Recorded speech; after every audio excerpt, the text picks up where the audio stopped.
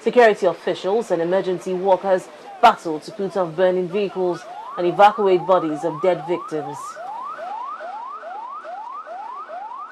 Some eyewitnesses, including the businessman who lost his driver to the blast, narrate the ordeal.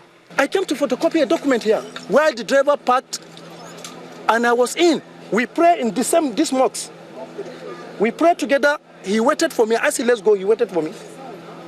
I was in the complex photocopying my document. I saw the ground is shaking. I was about driving into Park and Shop, preparation for the Nigerian match to buy drinks and all that. Then we had a big thought. And then we saw smoke in the air, and then that was it. And people started running away from the point of impact. And in about less than 10 minutes, about 7 minutes, you had the response team on ground. They started coming. Of course, they all did not come at the same time, but the response time was fantastic. We saw the dead bodies on the floor. There are some inside the car. The taxi drivers, they were inside the car, burning seriously.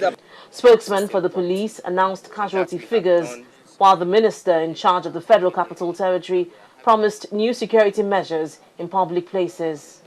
It is also heartwarming to know that an arrest has been made and security agencies will be following up with that arrest. The building is currently still an active crime scene and it has been cordoned off. Investigations have already commenced. The police bomb disposal squad, working in conjunction with other security agencies, are already carrying out investigations. We have equally taken measures to secure the critical infrastructure here, the shops, the building, and all the goods that are herein. And we are assuring the traders and members of the public that we will put adequate security measures in place to ensure there is no pilfering or looting of any of the property here. If there had not been some very frantic measures being done by the police, the SSS, and the military, the bombers maybe would have been inside the market area. And we are happy that we saw it is outside. But unfortunately, the softest targets were reached from the information I'm getting. Some traders, some hawkers, people that are selling outside the market, outside the shopping mall are affected. We commiserate with them. We are going to visit the hospitals now and see what is happening. But certainly, ours is to say that our security protocol that is being established to make sure that some minimal security infrastructure are being provided in all our soft or public areas are enforced.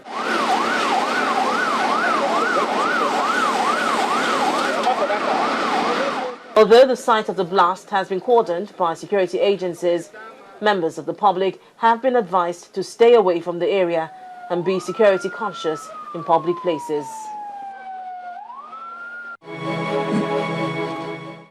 Remember the Sudanese woman, Mariam Ibrahim, who was sentenced to death for apostasy a couple of weeks ago and also released on Monday following international outcry condemning the Sudanese court judgment? Well, Mariam Ibrahim has been reportedly rearrested for allegedly trying to leave the country with fake documents.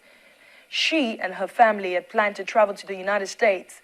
Meanwhile, according to the Voice of America, the Sudanese government on Tuesday had denied reports that Mariam and her family were rearrested.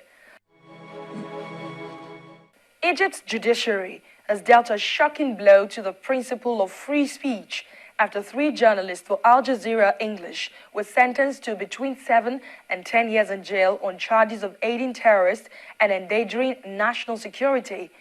The former BBC correspondent Peter Gresti from Australia and the ex-CNN journalist Mohammed Fahmy and local producer Baha Mohammed were jailed for 7 and 10 years respectively. 4 students and activists indicted in the case were also sentenced to 7 years. The judge also handed 10-year sentences to the British journalists Sue Totten and Dominic, who were not in Egypt but were tried in absentia. The courtroom, packed with journalists, diplomats and relatives, erupted at the verdict, which came despite what independent observers said was a complete lack of evidence. Meanwhile, an emergency meeting was held at the United Nations headquarters in New York on Wednesday to address the plight of the journalists. Australian Prime Minister Tony Abbott has also been clamoring for the release of Peter Gresti. In the meantime, Egypt President Abdel Fattah al-Sisi has promised not to interfere with the decisions of the judiciary. Australia summoned a senior Egyptian diplomat on Tuesday to protest against the sentencing of an Australian reporter, one of the 3 Al Jazeera journalists, jailed for 7 years by an Egyptian judge. The 3 journalists, including Australian Peter Grest, all denied charges of working with the now-banned Muslim Brotherhood in Egypt. A spokeswoman for Foreign Minister Julie Bishop says the Egyptian ambassador was currently in Cairo. Egyptian Charge d'Affaires Sheriff Abdelaziz Badel Hussein was summoned to the Department of Foreign Affairs in Canberra so that Australia could further express its disappointment.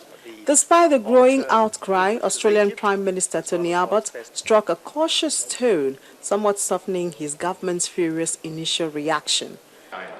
Well, what we don't want to do is engage in unhelpful megaphone diplomacy, because that won't do Peter Grester any good. It won't do his 2 Al Jazeera colleagues any good. What we want to do is to talk calmly and patiently and reasonably to the Egyptian government. We want what's best for the long-term interests of Egypt, as well as what's best for Peter Grester and his colleagues. The sentence has caused outcry in Australia, with at least one senior politician going so far as to raise the possibility of levelling sanctions against Egypt's government, something Abbott's government has so far ruled out. We're also taking steps to lodge a formal diplomatic level request of the President that he intervene in the proceedings at this stage. We have been informed that the President cannot consider a plea of clemency or a pardon until such time as all of the legal proceedings have been concluded, and that includes an appeal, and the Grester family are currently considering whether or not to appeal. Cairo defended the journalist's convictions and rejected the widespread condemnation as interference in its internal affairs. Coming up on Network Africa. Voting has ended in Libya's low-turnout parliamentary polls. Will this be the turning point for Libya's 3-year leadership drought? I spoke to a political analyst, Olabode Hosseini. He believes Libyans are moving in the right direction against all odds. We'll be right back. 22 airports around the country, an industry that generates billions of naira, connecting millions for business and leisure, will put you through the paces and give you an insider's view on the aviation industry. Watch Aviation This Week only on Channels Television. Aviation This Week, keeping an eye on the aviation industry.